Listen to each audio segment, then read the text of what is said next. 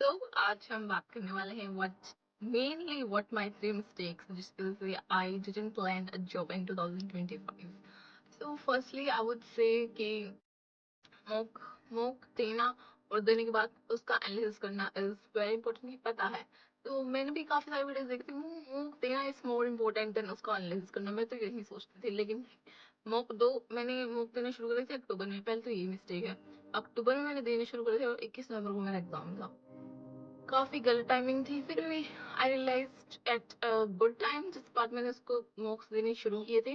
लेकिन उसके बाद भी मैं उनका एनालिसिस नहीं करती। इनका एनालिसिस क्या करना है, ठीक है, पता है, देखिए एक बार कि ये गलत है, ये सही है, बस ठीक है, आगे बढ़ते हैं। लेकिन नहीं, यू हैव टू एनालाइज। आपको उसको आराम से बैठ के जो क्वेश्चन सही है उनको भी एनालाइज करना है कि क्वेश्चन सही है और इस टॉपिक से मेरे सारे क्वेश्चन सही हो रहे थे, आपका स्ट्रॉन्ग सब्जेक्ट है, इस क्वेश्चन से मेरे एक तो गलत हो रहे हैं तो मेरा वीक हो सकता है। सो इसको थोड़ा ध्यान से करना कि अपने मॉक को एनालाइज करना, एनालिसिस करना मॉक का इज वेरी इंपॉर्टेंट। उसका पोस्टमार्टम करके रखते हो एकदम, ठीक है।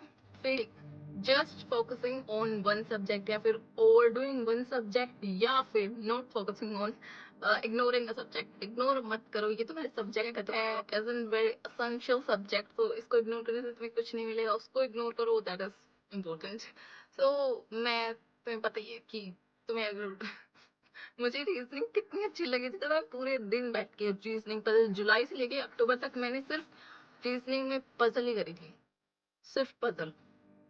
क्या समझ पाए? मैंने सिर्फ रीजनिंग करी थी पिछले अपने पिछले साल, पूरे साल। क्वांट मैंने अक्टूबर में करना शुरू किया था। I know it's a very big no. तुम्हारा जो कोई भी बोलता है कि तुम्हारा एक सब्जेक्ट से बस नहीं होगा, एक सब्जेक्ट से तुम्हें इंग्लिश भी पढ़नी पड़ेगी, क्वांट भी पढ़नी पड़ेगी, रीजनिंग भी पढ़नी पड़ेगी, और तीनों पे एकदम पूरा फोकस करना पड़ेगा। तुम इग्नोर नहीं कर सकते एक सब्जेक्ट को भी। ओवर डू मत करो किसी भी सब्जेक्ट को, लेकिन इग्नोर मत करो, ओवर डू मत करो, जितना चाहिए उतना करो। हर सब्जेक्ट का तुम्हें अगर वीक भी है तो 60 70 80% इतना रखो उसको। मेरा तो मतलब 10 20% था भाई क्वांट, बहुत ही खराब था। तुम समझ गए होगे इसका मतलब ये है। So focus on every subject. Third mistake, confidence ना होना। एक था मेरा जब कॉन्फिडेंस होना और कॉन्फिडेंस ना होना दोनों इस पॉइंट में है।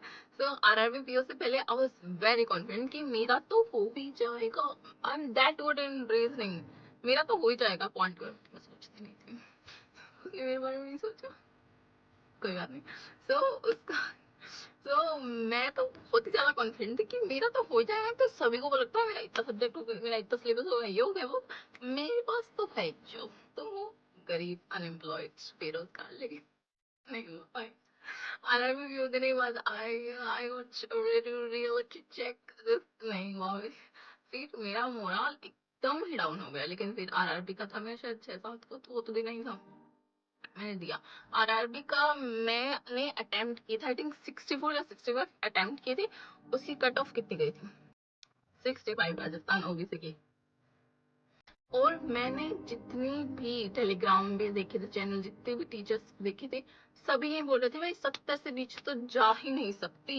मतलब 75, अगर तुमने 70 75 अटेम्प्ट किए तो तुम्हारा चांस है कोई, वरना उसके अलावा कोई चांस नहीं तुम्हारा।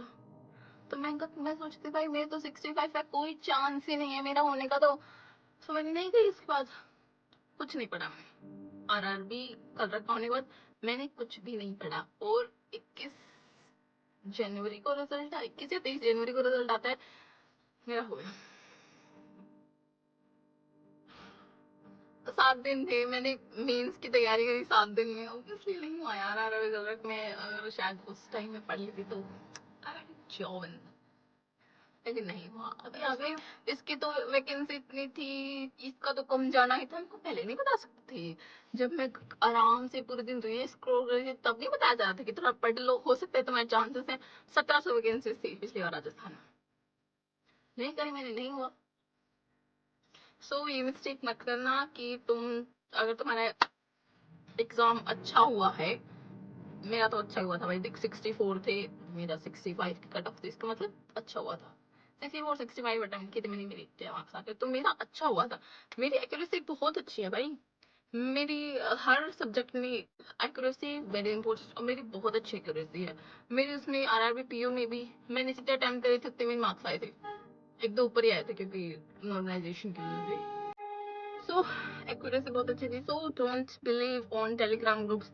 आप जो कट ऑफ देख रहे हो मत बिलीव करो, मेंस की तैयारी करो, क्या पता तुम्हारा हो जाए। मेरा तो हो गया था। सो that was it, this were my top 3 mistakes जो मैंने करी है। आप मत करना। गलतियों, इंसान तो गलतियों का पुतला ही है at the end of the day. मैं तो पुतली हूँ इसका, नहीं बनना यार। So that was it's, bye.